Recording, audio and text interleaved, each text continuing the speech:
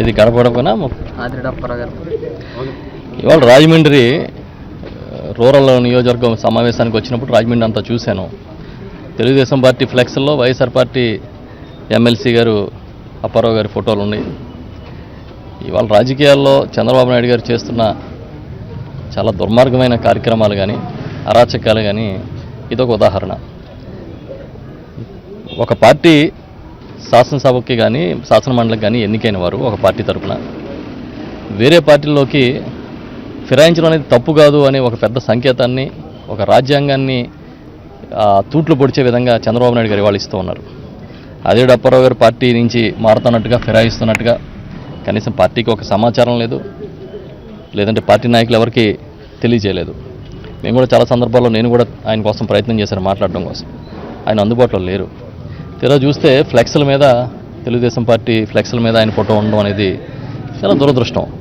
ఒకవేళ నిజంగా పార్టీ విధానాలు నచ్చకో, లేకపోతే పార్టీ పట్ల వారికి నమ్మకం లేకనో పార్టీ మారాలనుకుంటే దానికి చాలా ఒక సిస్టమ్స్ ఉన్నాయి, దానికి కొన్ని పద్ధతులు ఉన్నాయి. రాజ్యాంగం ఏ విధంగా చేయాలి, ఎలా చేయాలనేది చాలా స్పష్టంగా చెప్పింది. నిబంధనలు ఉన్నాయి, నియమావళులు ఉన్నాయి. ఆ ప్రకారం పార్టీ పదవులు వదులుకుని ఆయన వెళ్తే ఎవరికి అభ్యంతరం ఉండదు.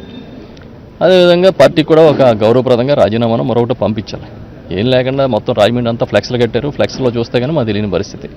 అయితే ఒకటేంటంటే ఇవాళ కార్యకర్తలు చాలా చాలా ఉత్సాహంగా ఉన్నారు, బలంగా ఉన్నారు. క్షేత్రస్థాయిలో ప్రజలు జగన్మోహన్ రెడ్డి గారి నాయకత్వాన్ని బలంగా కోరుకుంటున్నారు.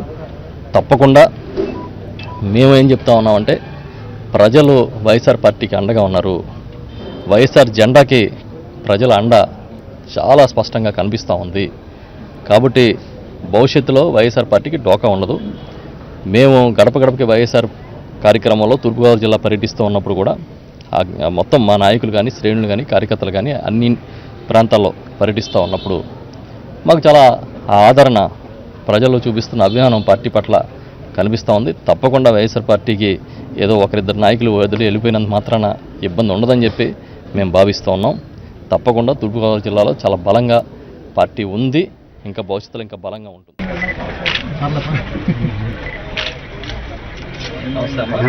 ప్రశ్నలు ఉన్నాయి చదివి మీరు టిక్లు పెడితే ఎన్ని మార్కులు వచ్చినాయి తెలుసు చంద్రబాబు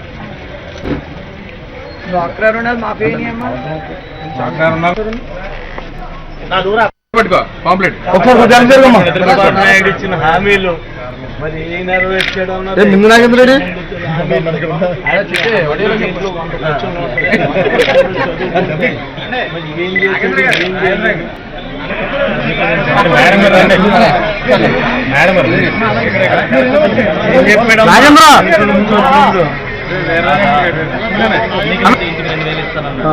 ఆడబెట్టుకుంటే 25,000 ఇస్తా అన్నాడు. 5 రూపాయలు రూపాయలు తీసుకున్నాడు.